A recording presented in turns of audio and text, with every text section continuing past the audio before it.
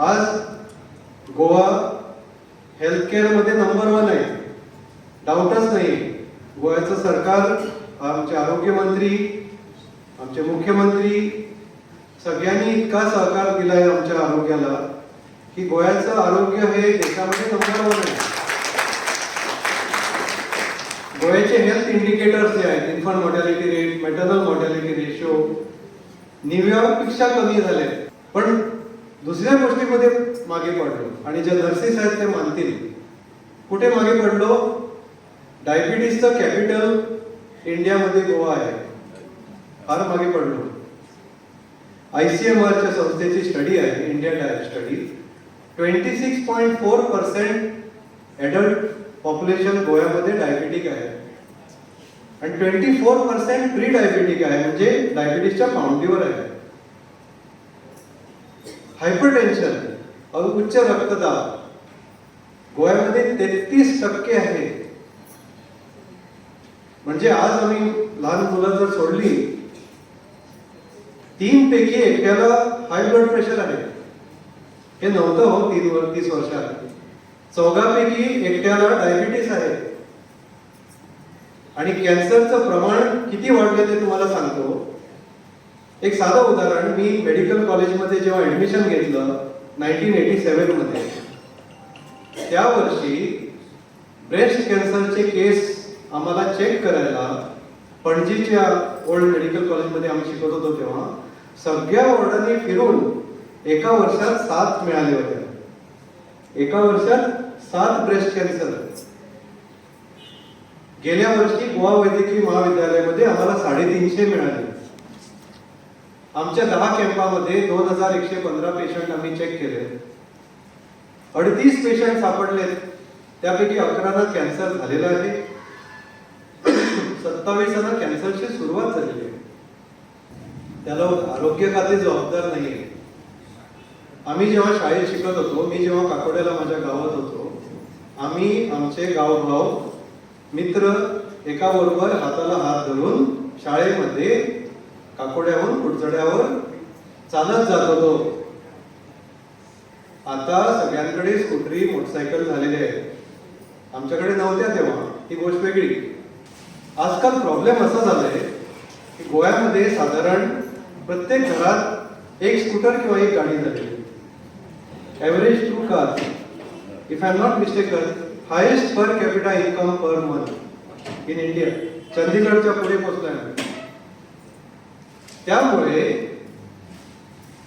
कोणच शाळेत मुलांना चालून नेत नाही.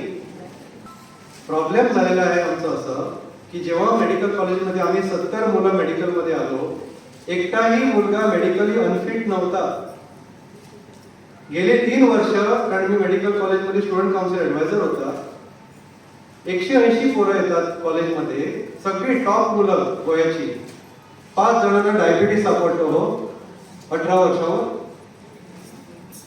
एका मुलाचं ब्लड प्रेशर 210 मिळालं. तुम्ही त्या मुलांना घरी काय भरवतात? ते चुकलंय आमचं. आम्ही त्यांना Swiggy, Zomato, noodles, pizza, fast food भरवतो. ते भलते लाड जे मुलांचे सुरू झालेले आहेत, लहानपणापासून जे आरोग्य शैली बदललेली आहे, खेळायला पाठवत नाही, सकाळी स्कूलला पाठवतात, दुपारी कोचिंग क्लासला पाठवतात.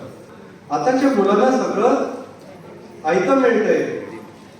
माझ्या मुलांना मी 12वी पर्यंत एकही मोबाईल दिला नाही आणि अजूनपर्यंत त्यांना स्कूटर आणि गाडी चालवायला शिकवलेली नाही, कारण मला माझी मुलं जिवंत पाहिजे. त्या तरुण पिढीच्या हातात जर स्कूटर, मोटरसायकल दिली, माझी मुलं दगावली. कारण आजकाल ऍक्सिडेंट रेट इतका वाढलेला आहे, गोव्यामध्ये रोड ऍक्सिडेंट इतके वाढलेले आहेत. सावर्ड्याचे कित्येक कुडचडे, काकोडा, माझ्या गावाचे कित्येक तरुण लोक ऍक्सिडेंटमुळे मेलेले आहेत. हेल्मेट घालत नाही, सीट बेल्ट नाही घालत. परवा तर आक्षीच्या कोणाच्या दुकानात शिरून एका गाडीने एका माणसाला आणि त्या लहान मुलाला मूल काल दगावलं. काय चाललंय? म्हणजे असं म्हणतात की प्रगती आणि प्रॉस्पेरिटी झाली की बाहेरच्या देशांसारखं आरोग्य सुधारायला पाहिजे. आम्ही बिघडवत आहेत आमचं आरोग्य. मला अभिमान नाही वाटत की आम्हाला 2115 मध्ये 38 कॅन्सर सापडले म्हणून. काय वाईट, चांगली गोष्ट आहे ती. 350 मुलींना ब्रेस्ट कॅन्सर, तर 16 वर्षाच्या मुलीला ब्रेस्ट कॅन्सर मिळाले हो. म्हणजे तिला माहित सुद्धा नाही ब्रेस्ट म्हणजे काय ते. 16 इयर्स. का तुम्ही सांगा मला. तुम्ही जर नोट केलं असेल, आमच्या शाळेच्या वेळी, तुमच्या शाळेच्या वेळी लहान मुलींना 7वी 8वी 9वी मध्ये मासिक पाळी सुरू व्हायची, होय की नाही. माझ्या मुलांच्या शिक्षणाच्या वेळी मी 4 स्कूलमध्ये पीटीए चेअरमॅन झालो. प्रायमरी स्कूलमध्ये मुलींना मासिक पाळी सुरू होते. त्यांना मुतायला सुद्धा कळत नाही, पण मासिक पाळी चालू झाले का.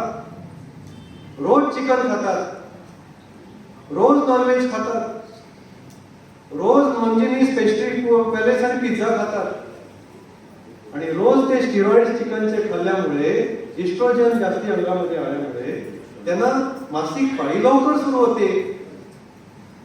तर जे इस्ट्रोजन 15 वर्ष 14 वर्षानंतर मुलीला अनुभवायला पाहिजे, ते लहानपणीपासून इस्ट्रोजन एक्सपोजर सुरू झालंय.